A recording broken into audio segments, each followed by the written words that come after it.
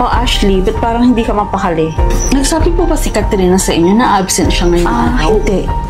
Hindi po kayo may nangyari ng masama doon? Late lang ng 20 minutes yung tao. May nangyari na agad ng masama sa kanya. Baka masama yung pakiramdam niya at papasok siya mamayang hapon. Kilala ko siya kahit masama ang pakiramdam niya, hindi siya uma-absent.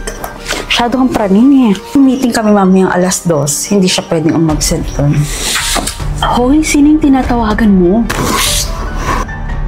Katrina? Mo kasi hindi na tama to eh. Hindi naman uma-absent si Katrina kahit masama ang pakiramdam niya. Ganun ka ka-concern? Kinakabahan ako. Feeling ko may nangyari talagang masama sa kanya. Alam mo, plan na lang kita ng kape. Ang magising ka dyan sa iniisip mo.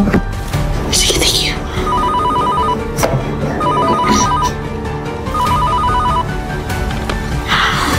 Hello, Katrina. Ba't di ka pumasok?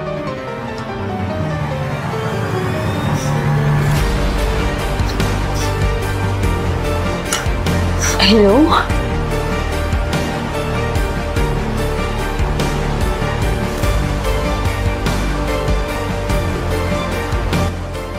Oh, ba't parang nakakita ka ng multo dyan? Best sumagot si Katrina. Oh, anong sabi? Alam mo, may sayad talaga sa utak ng babae mo. Masyado ka lang nag-overthink. Tama pa tong address na napuntahan ko?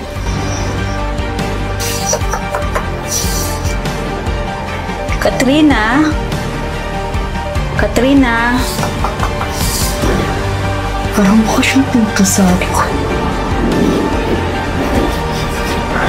Katrina?